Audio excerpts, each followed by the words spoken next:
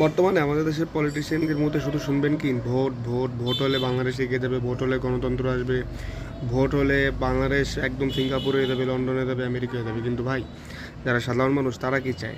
তাদের জন্য আপনারা বলেন না সারা সবসময় মুখে ফেনা তুলে ফেলেন যে সাধারণ মানুষের জন্য রাজনীতি করি, তারা কি চায়? এটাকে আপনারা মাঠ পর্যায়ে খোঁজ নেন। বর্তমানে বাংলাদেশে অনেক পণ্যের দাম আছে, দ্রব্যমূল্য অনেক, অনেকের চাকরি চলে যাচ্ছে, অনেকের ব্যবসা বাণিজ্য ভালো যাচ্ছে না। তো এইসব ব্যাপারে মানুষ কি চায় সেটা কি আপনি জানেন?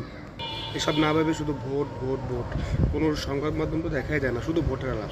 টকশোগুলোতে শুধু ভোটের আলাপ। ভাই, মানুষের তো চাকরি নাই, তাদের কর্মসংস্থান ব্যবস্থা কীভাবে করবেন? বা তারা এই ভোটের আগ পর্যন্ত মানলাম যে ভোটই সব, তার ভোটের হওয়ার আগ পর্যন্ত বা আপনারা ক্ষমতা যাওয়ার পর্যন্ত মানুষ কীভাবে চলবে, তাদের সংসার কীভাবে চলবে?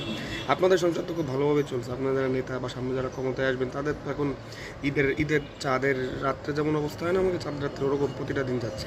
তাদের ফ্যামিলিতে তো সাত সাত রব, খুশি খুশি রব, ঠিক আছে? তো মানে তাদের কেউ গাড়ি কিনছেন, কেউ বাড়ি কিনছেন, এই ক্ষমতা যার আগেই কিনে ফেলেছে। ক্ষমতা গেলে কী হবে? তাদের ছেলেমেয়েরা বিদেশে আছে, কোনো হেডেকই নেই, তাদের বাড়ি 10 11 12 15 রকমের রান্নাবান্না চলতেছে। কিন্তু তারা সাধারণ মানুষ, যাদের জন্য রাজনীতি করেন বলেন, মিথ্যা তো বলেন, কিন্তু তাদের জন্য বলেন যে রাজনীতি করি, তাদের তো পেটে ভাত নেই। অনেক মানুষ এখন ক্ষুধা কষ্টে দিন কাটাচ্ছে, আতঙ্কিত আছে তারা যে সামনে কী হবে দেশে।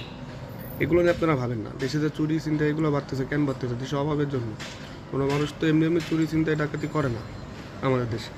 সো আপনারা ম্যাক্সিমাম লোকই এখন দায়ী থেকে মানে পেটের ক্ষুধায় তারা বিভিন্ন সমাজবিরোধী কাজে অংশগ্রহণ নিচ্ছে। এর কারণ কি? এর কারণ হচ্ছে যে কর্মসংস্থানের ব্যবস্থা। আপনি যখন বাসায় যাবেন, বাসায় যখন দেখবেন যে আপনার মা বাবা বউ বা বাচ্চারা না খেয়ে আছে, তখন আপনি কী করবেন? রাষ্ট্র এই দায়িত্ব নেবে না?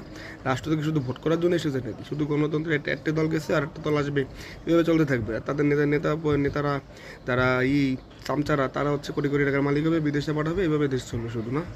এটা ফাইজলামি। আমাদের দেশের রাজনীতিবিদরা আমাদের এক কথায় ভাবে হচ্ছে বোকা। আসলে আমরা জনগণও বোকা। কই, আমরা তোকে এখন এর আগে বিএনপিকে দেখলাম, আওয়ামী লীগের আমলে এই কোনো কিছু দ্রব্যমূল্যের দাম বাড়লে তারা বলতো সেটা মানুষকে, কই তখন তারা অ্যাপ্রিসিয়েট করেছে, আমিও অ্যাপ্রিসিয়েট করেছি যে না ঠিক আছে। এখন তো তারা বলে না, এখন সব বিনোদের কথায় হ্যাঁ হ্যাঁ হ্যাঁ। কেন ভাই? শুধু ভোটে যাওয়ার জন্য শুধু হ্যাঁ হ্যাঁ হ্যাঁ? না, আপনাদের কোনো নেই, আপনারা এই সরকারকে পুরো একটা ক্যালিফাই করে দিয়েছেন, আপনারা যা করবেন সেটাই সব। ভোটটা হোক, তারপর আমরা ভোটের আগে কিছু বলা যাবে না। এই আপনারা জনগণকে ভালোবাসেন। লিটারি এই দেশের জনগণকে কেউই ভালোবাসে না, সত্যি কথা বলতে কেউই ভালোবাসে না। সবাই যা যার আখের গুছায়। এদের সামনে যারা ক্ষমতায় যাবে তারাও নিজেদের আখের গুছাবে, এরপরে যারা আসবে তারাও আখের গুছাবে। এই বিরোধী দলে বসে যে মিষ্টি মিষ্টি কথা বলে তার ডাইঠিয়ে বলে, বুঝছেন? এদেশে বিরোধী দলে যারা থাকে না, এরা কথা সত্যি বলে, কিন্তু ক্ষমতায় আসলে এরা যা তাই, same to same, copy to copy, copy paste, মানে জমজ পুরো। তো সাধারণ মানুষের জন্য একটু করেন ভাই, বা 5% হলেও করেন। 95% তো নিজের জন্যই করবেন। আগে তো 100% করতেন, এখন একটু করেন সাধারণ মানুষের জন্য।